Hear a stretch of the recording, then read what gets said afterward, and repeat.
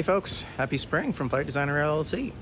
I wanted to share a bit of a project I've been working on that I've been meaning to get to for ages, but wanted to wait till it was nice enough outside that I could do some chemical treatment stuff out here and not in my basement, because I'm not sure exactly what nastiness is in these. So what I'm using is Sur Fin chemical company aluminum coloring compounds, and part of this was brought about by the fact that the Lightning Thief musical is releasing the rights, so now we're starting to get high schools and colleges wanting to do that show. And as someone who read those books to his kids, I know that those swords are supposed to be celestial bronze and not aluminum and not steel. But bronze weapons are not really viable for stage combat for reasons of cost and other things. So what we tend to use is 70-75 aluminum, especially for the kids' shows because it's lighter. And I got some blade blanks for some leaf blade swords, semi-custom in terms of the hilt shape, from Rogue Steel in Chicago, Massey and folks. And hilted them up with some sort of Percy Jackson themed hilts, and then finally got a chance just now to try these color treatments. So what we've got here, actually mixed up more than I thought. I should have started with a tiny amount. I've got a little bit of extra still, but ended up doing two other swords just because I still had some I thought it'd be good to try out. So here we have an untreated aluminum sword. These are some that I used for Aida at Kermode House earlier. They're originally blade blanks from Prince of Persia Sands of Time that I bought. Not as high quality blade blanks as the Rogue Steel, but they're super light and they work. So here's one with no treatment, and here's one with a little bit of the treatment. And you can see it does give it a nice kind of warmer tone. I don't know if it's exactly bronze. I think this was actually a something gold. I have two different ones, and I've only tried one of them so far.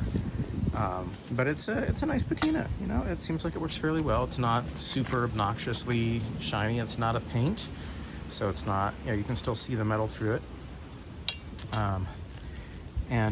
So this is one, and I probably need to clean up the brass a little bit here where some stuff got on it, but this is actually brass guard and aluminum blade. And they actually match up much better now than they did before. So it's not an exact match, especially since it kind of browned the brass a little bit in some places. So I can clean that up later. But, oh, this got wet, so it's a little working a little. Need to clean that up. It's got a bit of a warm glow to it. Certainly noticeable if you put it next to one of the untreated aluminum blades. An interesting thing about this one's also an aluminum hilt. So this one I just got, aluminum bar stock from a hardware store, so probably 60 something, not the 70-75 that the blade is. And it worked fine on both of them. And yeah, that's actually not too noticeable a difference at first glance between the actual brass and the treated aluminum, which is kind of fun to see. Now, there's some obvious issues for using something like this for stage combat. Yes, you could also anodize aluminum, things like that. But one of the things that happens is our edges get a little chewed up over time, and we end up having to grind them down or sand them down, file them down, whatever, to keep them smooth. You can see from some of these that were used in previous jobs that there's a little bit of edge damage, just some little nubs like that. And normally what I'll do is I'll just take some rough grit sandpaper between shows and run it over the edge, smooth it out, file it if I need to. So, and obviously that's going to remove any patina as well and get it back to this color. So if I just send it out on a job and they do a little edge maintenance, they're going to end up with something that's kind of this color for much of the blade, but then almost like a false Hammond of the bare aluminum, quite possibly. But here's the thing with this stuff, and it's funny, it kind of goes on purple. I'll show you some pictures here. When you put this stuff on, you just wipe it down, rub it for a couple of minutes, rub it on, let it sit for a bit, and rinse it off. So part of the appeal to me of this stuff is that it's super easy to redo. So inevitably one of the questions is going to be, how durable is this finish? So if we just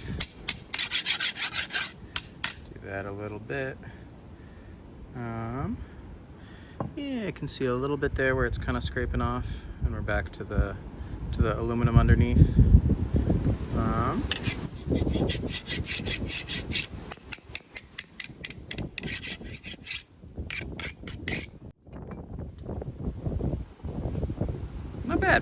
Not bad. I mean, if it catches the light just right, you can kind of tell that it's coming off But, you know, by and large, it's still basically got the same color, just gives it a little bit of a highlight. So, you know, I think as patinas go, that's about as good as you're gonna get in terms of durability. And I'll just give it a quick wipe down and it'll be good to go again. So whether we're talking about like when a rental comes back and I have to clean it up afterwards, or even on the job, if there's a way that they can get, you know, an ounce of part A and an ounce of part B, that'll last you the whole run. Mix a little bit at a time, just give it a quick wipe down the way that you would with like rubbing it down with some oil before storing it. And then wait a few minutes and rinse it off, and boom, you're back to the original color. So if this was something where it was important to the run of the show, I mean, if we were doing, they've already done their Broadway run and they just used aluminum. But if I were arming the Broadway run or the Broadway tour, this might be something that I might run by them and be like, hey, are you interested in doing this? Because that could give you something that's going to be much closer to what audiences might expect for a celestial bronze sword. Magic metal. And I did model these after some, at least the general shape, off of some Bronze Age swords as well, with some themes of, and we got our trident there for Percy Jackson, the waves. He's got a thing with horses as well, and the seahorses. There's a lightning bolt there, a lightning thief, you know.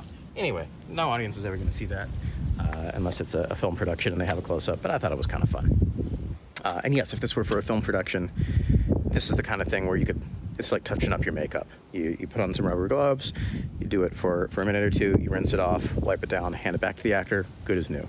So it is, I think, viable for the run of a show, but whether or not anybody actually wanted to go to that lengths to have this color, I don't know. We'll see. But I was curious, and I've tried it out, and now you know. That's my cutting stand over there. It's getting to be good weather for that, too. I might have to do some more test cutting soon. But, you know, until that happens, we might still get some snow next week. Until that happens, happy spring, stay safe, stay sane, look good, have fun, and I'll see you next time. Thanks.